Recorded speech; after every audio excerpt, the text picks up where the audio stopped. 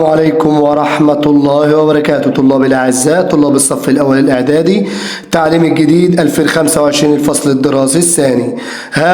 قد أتى موعد الامتحان، إنها ليلة الامتحان. طبعا إن شاء الله بإذن الله الامتحان ده بإذن الله تذاكروا كويس جدا، وإن شاء الله خدها من نص اللغة العربية بإذن الله يكون الامتحان اللي هو متوقع وتلقى في الامتحان بإذن الله غدا في اللغة العربية. اللهم صل على سيدنا محمد صلى الله عليه وسلم. ربنا افتح بيننا وبين قومنا بالحق وأنت خير الفاتحين. اللهم ارزقنا الحكمة وفصل الخطاب. بسم الله.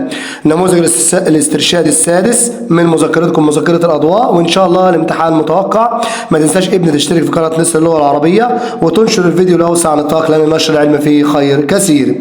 نبدأ بسم الله مع أول طبعا سؤال معانا، هو نص الاستماع. متحرر المحتوى، استمع إلى الفقرة ثم أجب. تعالوا نشوف يا جماعة، نقراها وبعد كده نشوف طبعا إيه هو بيتكلم عن إيه. آدي النموذج السادس. قلنا إن الحضارة العربية الإسلامية قد قدمت نموذجا فريدا للعالمية، ولم ينفعها ذلك من أن تستوعب داخلها التنوع الثقافي لأمم البلاد التي فتحوها، فاحتفظت تلك الأمم بخصوصيتها الثقافية أو عدلت فيها بما ينسجم مع ضروريات العقيدة الجديدة، ولم تخسر مع ذلك تمايزها وأصالتها وصانت تقاليدها ولغاتها المحلية، بل إن تنوع الأزياء التقليدية في الدول الإسلامية مع محافظتها على الشروط اللائقة بالزي يشهد بتلك الحقيقة، في حين أن الزي الغربي الموحد يغزو العالم كله اليوم وينتهك حرمة الخصوصية الثقافية. تعال نشوف ابن العزيز بقى طبعا مع بعض النموذج اللي هو الاسترشادي السادس. طبعا السؤال الأول ابن العزيز بيتكلم طبعا على اختر الإجابة الصحيحة. 1. مرادف ينسجم يعني يتوافق. طبعا يعمل ما تنفعش، يتخذ ما ينفعش، يكون ما ينفعش. ينسجم يعني يتواقف ويتلائم. 2. لابد من انسجام خصوصيات ثقافة البلاد التي فتحها الإسلام مع العقيدة الجديدة.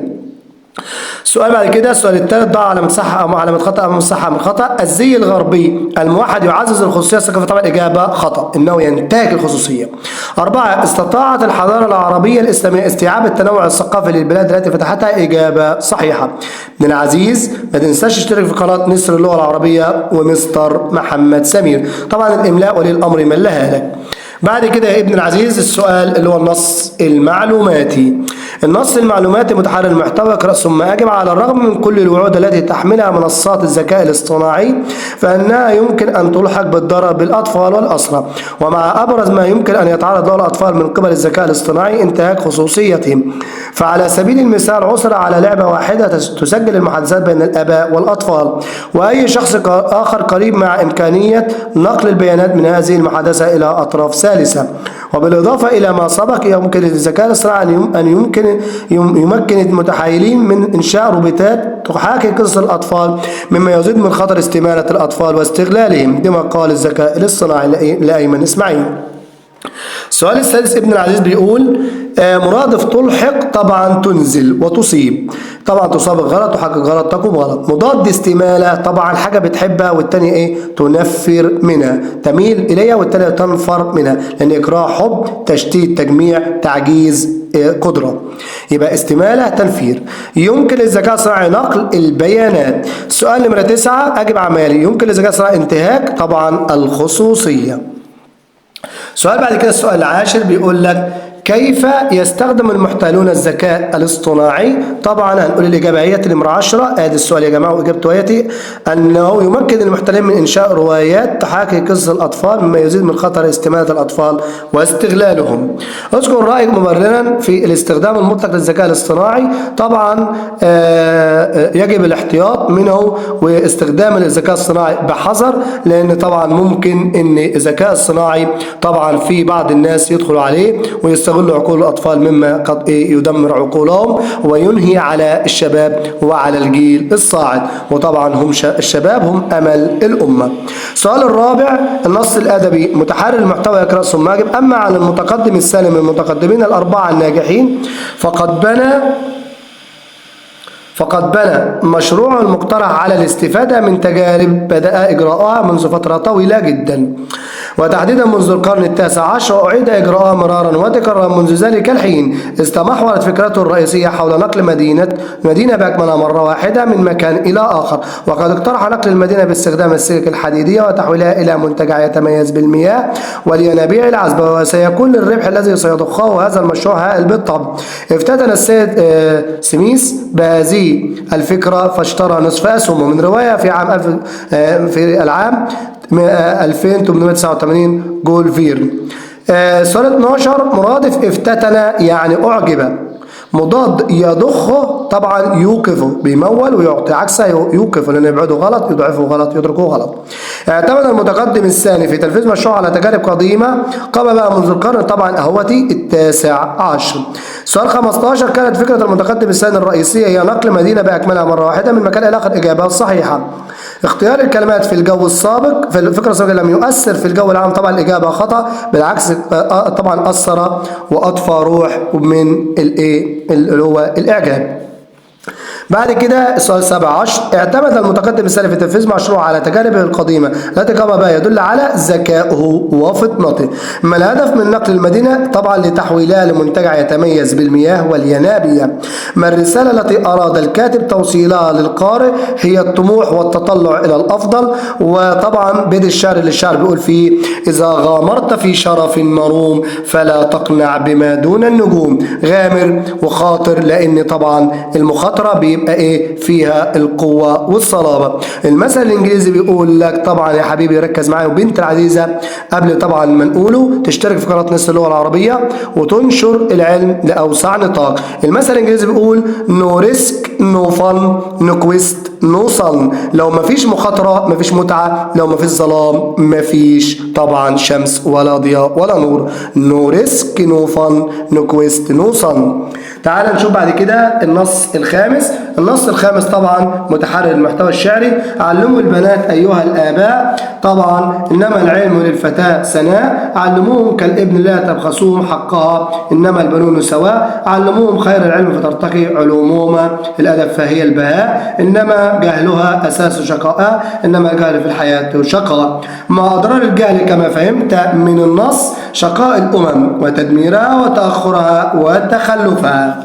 وطبعا معروف أن الأم مدرسة إذا أعددتها أعددت شعبا طيب الأعراق كما قال أمير الشعراء أحمد شوقي.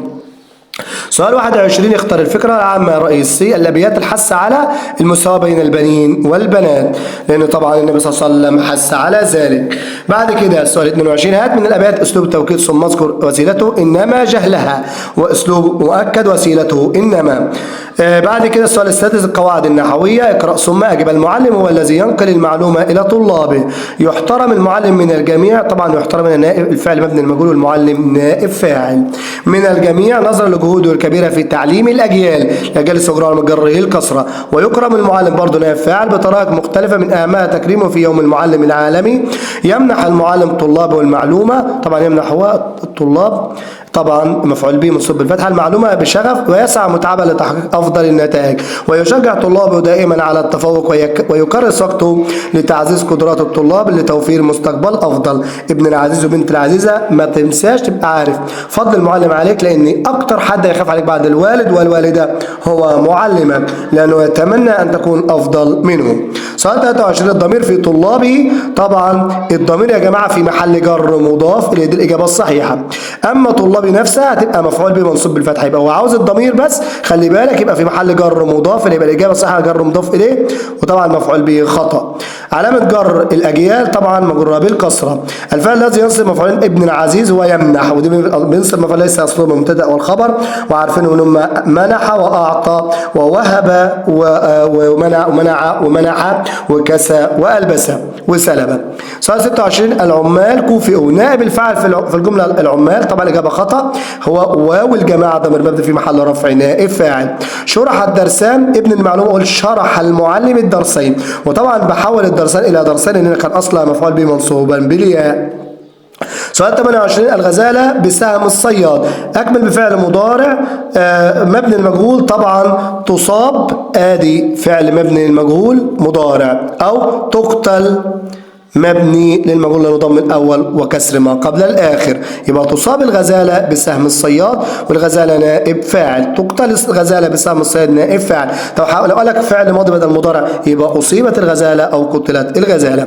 طبعا السؤال 29 ابن العزيز، طبعا هتكتب بخط النسخ مرة بخط رقعة مرة، التواضع زينة الأخلاق، والنبي صلى الله عليه وسلم قال من تواضع لله رفعه، بخط كويس وخط سليم عشان تأخذ الدرجة النهائية. تعبير الكتابي، اكتب تقرير الرحلة، قمت بقى العام الماضي مراعيا كتابة التقرير، عنوان، مقدمة، ملاحظات والاستفادة والرأي الشخصي والتوصية. تعال نشوف من 100 يتراوح من بين 100 إلى 150 كلمة.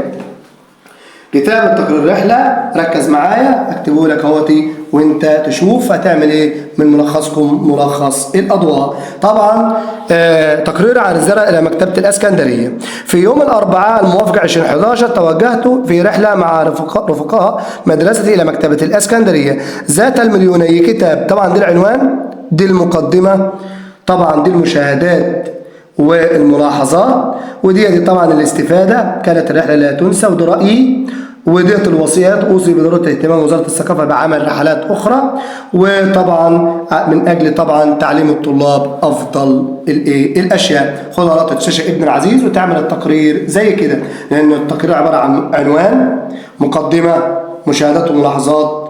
طبعا بعد كده الاستفادة هي دي، وبعد كده ابداء الرأي بتاعك، وبعد كده التوصيات. أوصي بضرورة الاهتمام بوزارة الثقافة بعمل رحلات مثل ذلك.